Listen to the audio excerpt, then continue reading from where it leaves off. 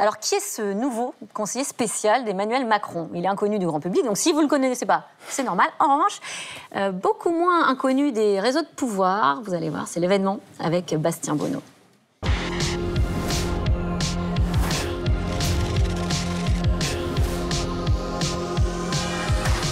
On va parler de quelqu'un de beaucoup moins médiatique. On a appris que Frédéric Michel arrivait à l'Élysée. Il y a un petit bisu à l'Élysée, un petit nouveau. C'est ça. Et alors il s'appelle Frédéric Michel. Il se fait rare, on a très peu de photos. Inconnu en bataillon, avec une feuille de route costaude. C'est relancer le quinquennat. Ah, pas si simple. Depuis le 15 septembre dernier, Frédéric Michel, 50 ans, est le nouvel homme orchestre de la communication d'Emmanuel Macron. Peu connu en France, il a bâti toute sa carrière à l'étranger. Portrait d'un homme d'influence, tout juste entré au cœur du pouvoir. New York, il y a 10 jours, premier test pour Frédéric Michel. Son nouveau patron monte à la tribune de l'ONU et frappe fort contre Vladimir Poutine. Ce à quoi nous assistons depuis le 24 février dernier est un retour à l'âge des impérialismes et des colonies. En coulisses, Frédéric Michel est déjà à la manœuvre.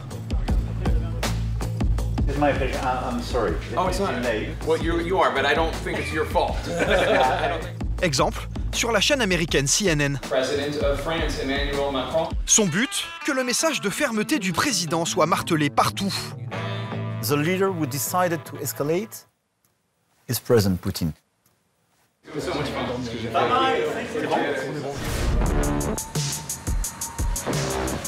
Dans la foulée, l'Élysée publie une vidéo sur les réseaux sociaux.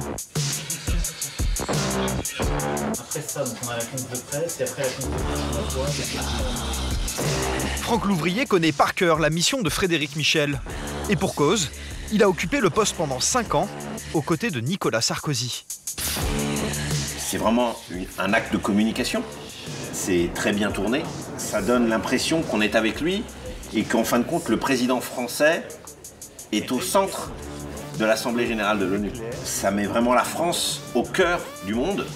Et ça, c'est sans doute l'une des ambitions de ce clip. Thank you. Thank you. Thank you. Thank you. Mais un pognon de dingue dans des minima sociaux, les gens ils sont quand même pauvres. Je traverse la rue, je vous en trouve, ils veulent simplement des gens qui sont prêts à travailler. Le jour où tu veux faire la révolution, t'apprends d'abord à avoir un diplôme et à te nourrir toi-même, d'accord?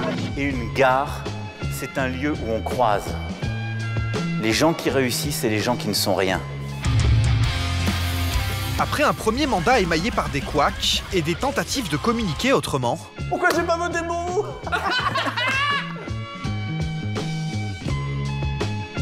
Le choix de Frédéric Michel dénote un changement de stratégie. L'arrivée de Frédéric Michel, est-ce que ça vise à corriger, justement, à rectifier un petit peu ce problème d'image? Est-ce que ça vise aussi à rabibocher finalement le chef de l'État avec les médias? On verra à l'expérience.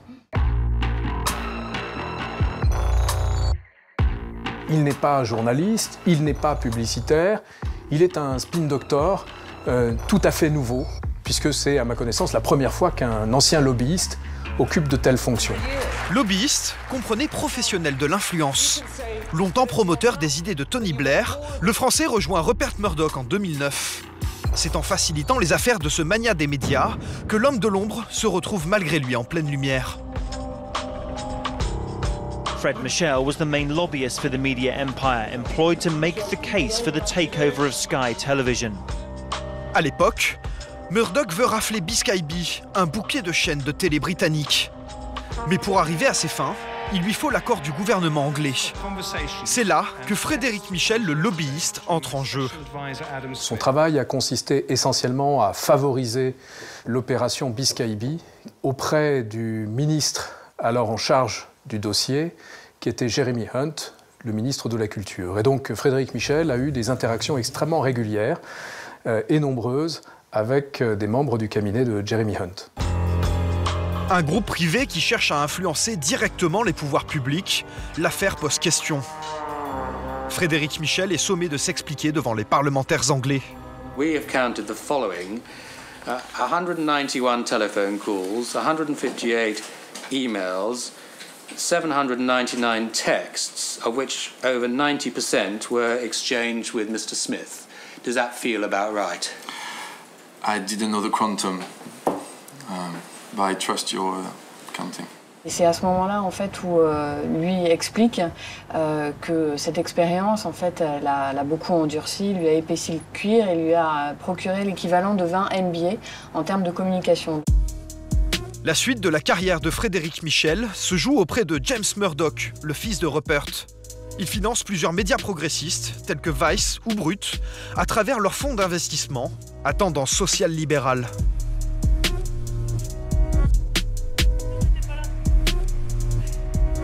Je le connais depuis plus de 20 ans maintenant et je l'ai vu dans des fonctions dans lesquelles il essayait d'exporter le modèle blairiste en dehors du Royaume-Uni.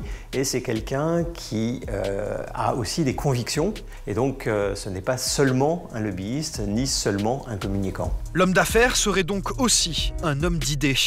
Pas inutile pour sa nouvelle mission à l'Élysée. Et on a vu d'ailleurs pendant la campagne présidentielle à quel point il était difficile de renouveler un programme, de renouveler une vision, de redonner du sens. Et donc c'est aussi sans doute une des missions difficiles que doit remplir Frédéric Michel.